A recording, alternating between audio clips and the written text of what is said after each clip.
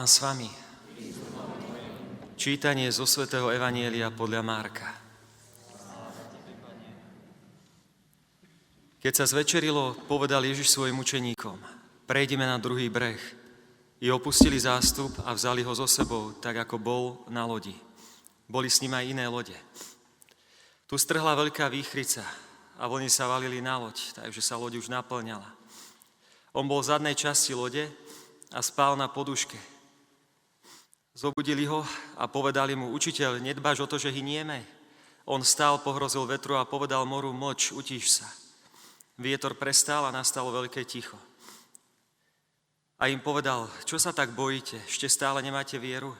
Zmocnil sa ich veľký strach a jeden druhému hovorili: čo myslíš, kto je to, že ho i vietor, i more poslúchajú?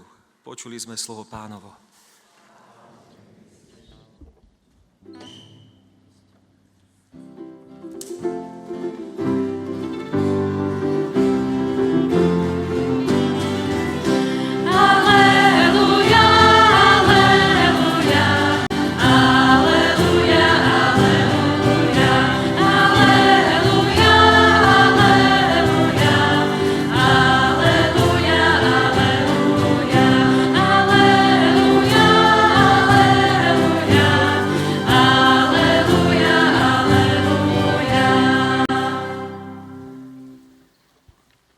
Môžeme si v kľude sadnúť na chvíľučku, prosím vás. To bola len alergia, to nič iné nebolo. Krotím sa, verte mi. Dávam si fakt veľký pozor, aby som to nespustil zo seba, ale príde aj to. Drahí mladí priatelia, naši pobirmovaní birmovánci, máte to za sebou a som šťastný, že to bola taká brutálna slávnosť, tá birmovka na tých zapotôčkoch, to bolo niečo neuveriteľné. Keby ste to všetci zažili, čo tam bolo, aj keď to je menší chrám, aj keď boli mnohé sťažnosti predtým, že však nezmestia sa všetci, nemôžu prísť starí rodičia, ďalší členovia rodín, ale nakoniec sa nejakým spôsobom zmestili. Vytvorilo sa prekrásne spoločenstvo a mali sme všetci kňazi zimomriavky. Fakt bolo cítiť vanutie Ducha Svätého. Chcem sa vám teda takto, verím, že to poslednýkrát nebude, ale teraz poslednýkrát prihovoriť a odozdať vám také 3 dôležité body, ktoré všetci veľmi dobre poznáte. Chcem každom jednom z nás teraz osviežiť 3 božské čnosti. Vieru, nádej a lásku. A to je posolstvo, ktoré by som vám práve dnešný večer chcel odozdať, aby ste týmto posolstvom žili, aby ste neustále tieto dary, charizmy, tieto čnosti v sebe objavovali a na nich celý život stávali, celé leto, aby ste na nich stávali. A potom aj nasledujúci školský rok, už kdekoľvek budete. Začnime tou vierou. Je tu jeden taký príbeh v tejto skvelej knihe, ktorú vám zároveň chcem odporúčiť. Volá sa, že Moderní svätí. Perfektné myšlienky sú v nej. Do jednej dediny prišiel cirkus. Ľudia z dediny sa zhromaždili, aby videli, čo všetko budú cirkusanti predvádzať. Veľmi zaujímavé bolo najmä vystúpenie povrazolezca. Na vysokých slopoch bol vo veľkej výške uviazaný povraz a on po ňom prechádzal. Ľudia ani nedýchali, keď išiel z jednej strany na druhu. Keď už mal asi 3-krát prejsť, opýtal sa ich: ľudia, veríte, že prejdem na druhú stranu? Ľudia kričali: veríme, veríme. A tak vykročil. A skutočne, šikovne prešiel na druhú stranu. Znova sa opýtal: ľudia, veríte, že aj teraz prejdem? A opäť sa ozýval krík: veríme, veríme. Na to povrazolezec povedal: mám tu špeciálny fúrik. Keď mi tak veríte, poďte si niekto do fúrika nasadnúť a ja vás preveziem po lane na druhú stranu. Všetci stíchli. Každý sa bál nasadnúť do fúrika.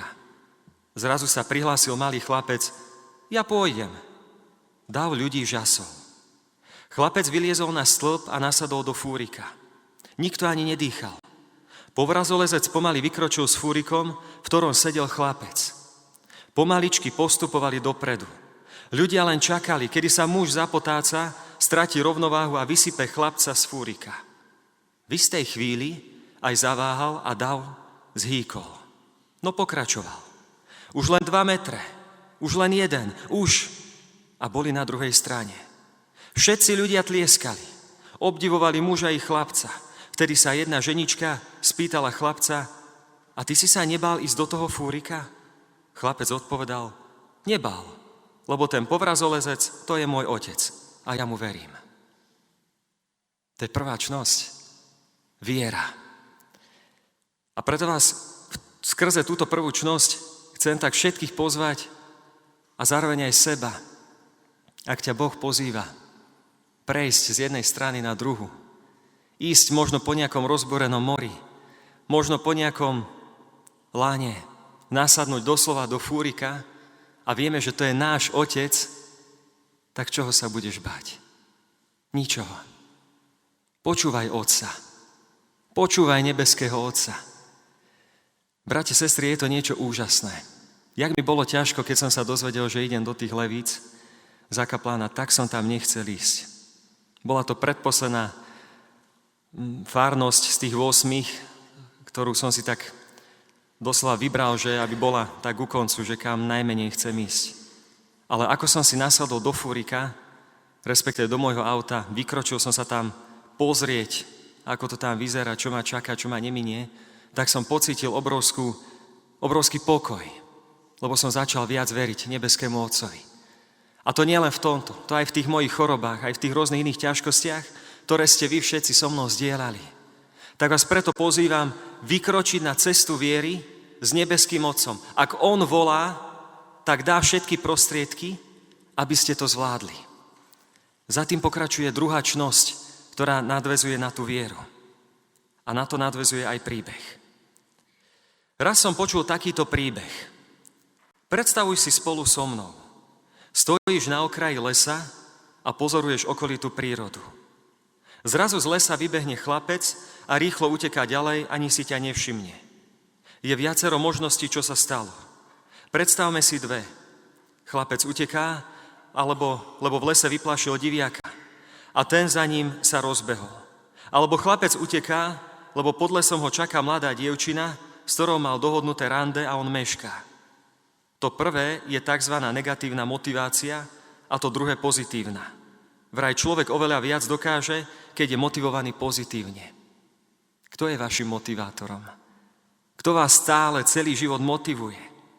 Je to kresťanská nádej, ktorú aj tebe dáva Boh. Je to najpozitívnejšia, najenergickejšia motivácia pre celý náš život. Čaká nás náš priateľ, Boh, aj na konci lesa. A my máme nádej, že aj cez tú tmu, aj keď tam možno budú diviaky, aj keď tam budú všelijaké príšery, vieme, že keď to prebehneme tak s vierou, to zvládne, lebo máme nádej, že sa máme stretnúť s našim nebeským Otcom. My sa nemáme čoho báť, lebo sme ľuďmi nádeje. To isté platí aj u teba v škole. Ty sa nemáš čoho báť, lebo máš v sebe nádej, že bude dobre, že ti Boh pomôže, aj keď sa možno niekedy slabšie učíš. Máš nádej, keď sa máš doma ťažko. Keď sa možno mnohí ľudia okolo teba trápia. Ale nie si v tom sám. Je s tebou stále Boh.